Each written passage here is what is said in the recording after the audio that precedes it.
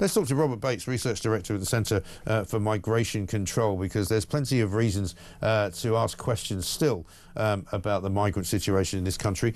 We know the one in, one out scenario has worked, I think, so far. They're very quiet about it, but I think they've now managed to get rid of about 10 people from here to France. Meanwhile, thousands and thousands, of course, have come in. 57,638 is the migrant tracker this morning. That's since Keir Starmer was Prime Minister in July of last year. And the number who have come in 2025 alone is somewhere around about 34,000. There you go, 34,396. It goes up roughly about 1,000 a week at the moment, and it will continue to do so. The Tories now, who have got their conference going on in Manchester under Kemi Badenoch, are saying they're going to deport 150,000 a year, which sounds a bit similar to what Reform have promised to do. They say they'll get their own ICE force, similar to what happens in America. Robert, very good morning to you. Morning, Mike. Good to see you. I mean, it's hard to take the Tories seriously, really, on immigration, isn't it? Because they spent so many years making so many promises and failing to deliver those promises. I mean, I take their point that they were stymied at every turn by the Labour Party and by Keir Starmer in particular.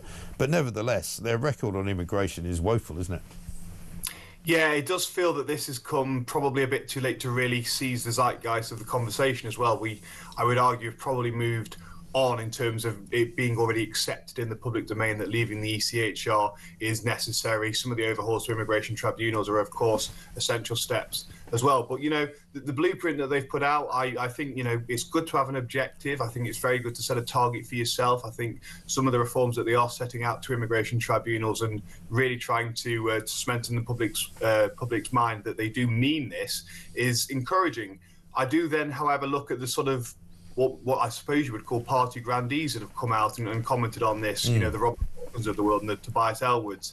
And you think, you know, you could have the most beautiful, pristine plan in the world, but will you ever actually get to implement it when you are still a Conservative party that sadly has far too many Liberal Democrat adjacent grandees and sort of senior within the apparatus of the party. So I think, you know, the document is all very well and good, and I think it is important that we actually recognise we need to increase the removals teams that we do have in the country. I think they're woefully underfunded at the moment. But again, on the other hand, you know, part of the problem of the last 14 years was this sort of left-wing branch of the party that's held back anything that could be significant and actually help us in this problem.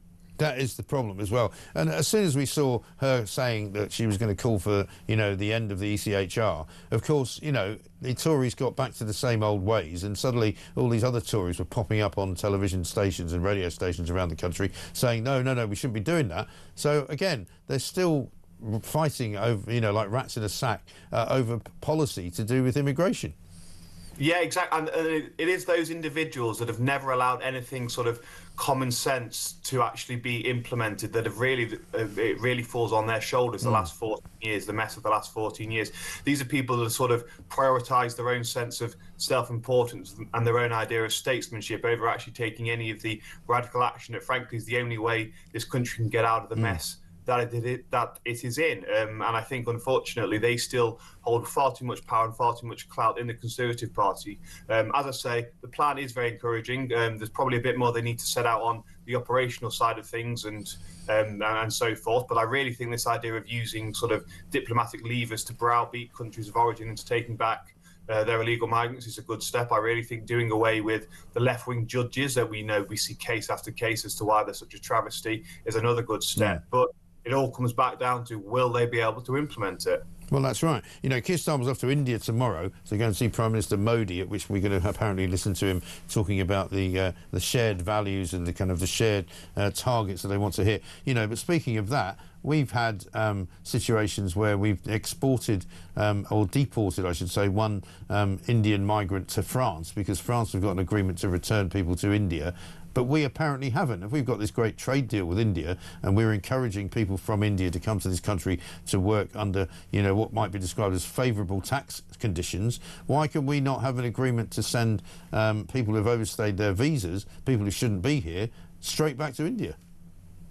That's a really good point. And of course, India is one of the biggest nationalities that do appear in the illegal migrant population. And you look at situation, the number of visas that we award each year to India, number of tourist visas, the amount of foreign aid, the amount of a trade deficit we we have with India, you have to ask yourselves, why is it sort of taken us so long to realise that actually we can start to flex a little bit of muscle and start to require this country to play ball? We've seen what the US has done with countries in Africa in particular, where they've been really, really strident in implementing visa sanctions, and the results transformative. Ghana, for instance, buckled almost immediately as soon as these measures were put in place and started taking back their nationals almost straight away. This is something that I think we've cottoned onto it. I think it's a really good device and something that the Britain of old would have not hesitated to implement. And sadly, the establishment of the last 20 or so years has been a lot more self-effacing and a lot weaker than probably we needed. But it's definitely right to recognise this is a huge point of leverage for us. Yeah, no, I think so. Robert, good to talk to you. Thanks very much indeed. Robert Bates, Research Director at the Centre for Migration Control. Let's get a voice note from Nick.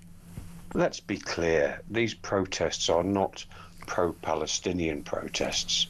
They're anti-Jewish protests, precipitated by this ghastly government's craven capitulation to Hamas in recognising Palestine, a state that doesn't even exist. Exactly right. And this from Ivor, who says, yesterday out in London, we accidentally ran into the pro-Palestine march. We saw one of the ringleaders holding a megaphone, and my friend asked him, how long is all this going to go on for? He said, until Palestine is free. How exactly are you going to judge that, my friend asked. His answer was, when the Israeli state no longer exists. So in short, we're stuck with these bloody protests forever, folks. I know. That is part of the problem, isn't it? And we'll be talking more about that throughout the course of the next couple of hours, because we're really almost very nearly the halfway mark. The 8 o'clock hour comes to an end, and we'll be going into the 9 o'clock hour. Lots of other stories to talk about, including this one, which is on page 25 of the Sun this morning. The number of OAPs admitted to hospital for snorting cocaine has soared by a third in the last 2 years. I don't know what they're doing, but they're certainly doing things a lot quicker, and they're not sleeping as much, it would seem. Apparently several people have been admitted to hospital in their 90s. In their 90s, I kid you not. Many use the Class A drugs to try to treat ailments they cannot get fixed on the NHS.